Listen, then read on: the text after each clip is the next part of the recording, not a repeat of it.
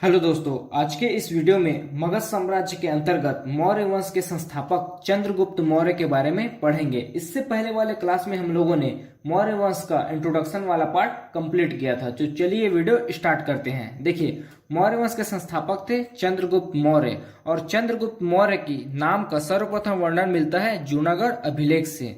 और चंद्रगुप्त मौर्य को यूनानी इतिहासकार जस्टिन्स संबोधित करते थे सिंड्रोकोस, मतलब कि चंद्रगुप्त मौर्य का यूनानी नाम था सिंड्रोकोस, और जस्टिन्स लिखते हैं कि सिंड्रोकोस यानी कि चंद्रगुप्त मौर्य और अलेक्जेंडर, जिसे भारत में सिकंदर के नाम से भी जाना जाता था, सिंड्रोकोस और अलेक्जेंडर दोनों का मुलाकात हुआ था। और इसकी पुष्टि करते हैं यूनानी इतिहासकार विलियम जोन्स। इन्होंने पहचाना कि सिंड्रोकोस ही चंद्रगुप्त मौर्य है। चंद्रगुप्त मौर्य का शासन था 322 बीसी से 298 बीसी तक। इन्होंने मगध साम्राज्य में लगभग 24 वर्ष शासन किया, और चंद्रगुप्त मौर्य की राजधानी था पाटलिपुत्र।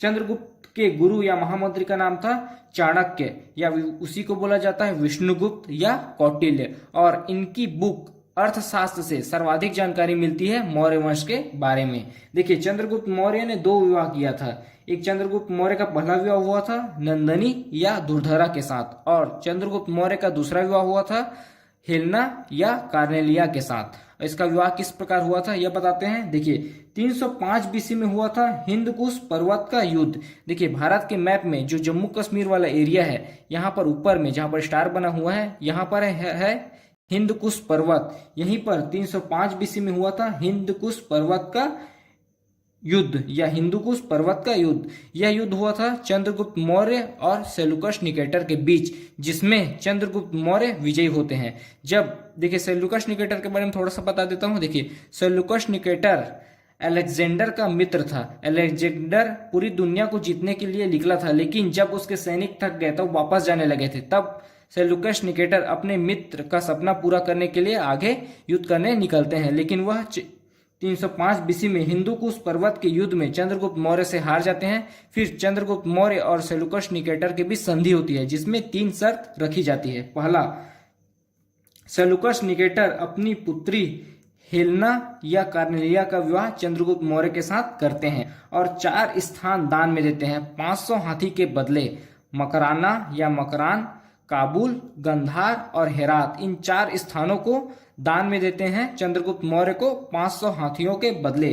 और तीसरा, मेगस्थनीज को दान में देते हैं। यह एक विद्वान है, और अपने राज्य का कुशल प्रशासन करने के लिए चंद्रगुप्त मौर्य ने अपने साम्राज्य को 4 प्रांतों में विभाजित किया, जिसमें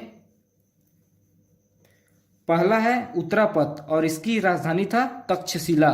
दूसरा था दक्षिणापथ और इसकी राजधानी था स्वर्णगिरी। तीसरा है अवंतिका और इसकी राजधानी था उज्जैन। चौथा है प्राची और इसकी राजधानी था पाटलिपुत्र। फिर नेक्स्ट देखते हैं।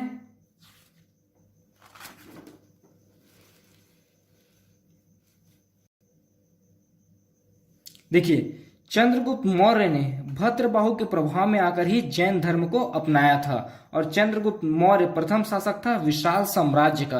मगध साम्राज्य में विशाल साम्राज्य का प्रथम शासक चंद्रगुप्त मौर्य था, और चंद्रगुप्त मौर्य के पास 6 लाख सेना थी, जिसे इतिहासकार जस्टिन्स डाकुओं का गिरोह कहते हैं। और एक और इतिहासकार हैं यूनानी इतिहासकार प्लूटार्क, यह लिखते हैं कि चंद्रगुप्त मौर्य के पास 6 लाख सेना थी, जिसने पूरे भारत पर अधिकार किया हुआ था।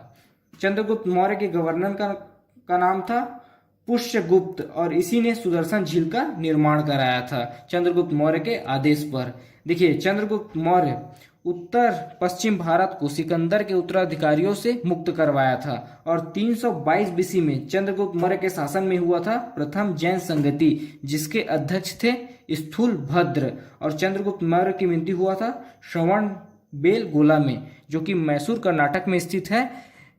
यहाँ पर स्थित चंद्रगिरी की पहाड़ी में 298 बीसी में संलेखना विधि के द्वारा शरीर का त्याग किया था, मतलब भोजन का त्याग कर उपवास के द्वारा अपने शरीर का त्याग किया था। इस प्रकार 298 बीसी में चंद्रगुप्त मौर्य का मृत्यु हुआ था। तो यह था मौर्य वंश में चंद्रगुप्त मौर्य के ऊपर डाटा।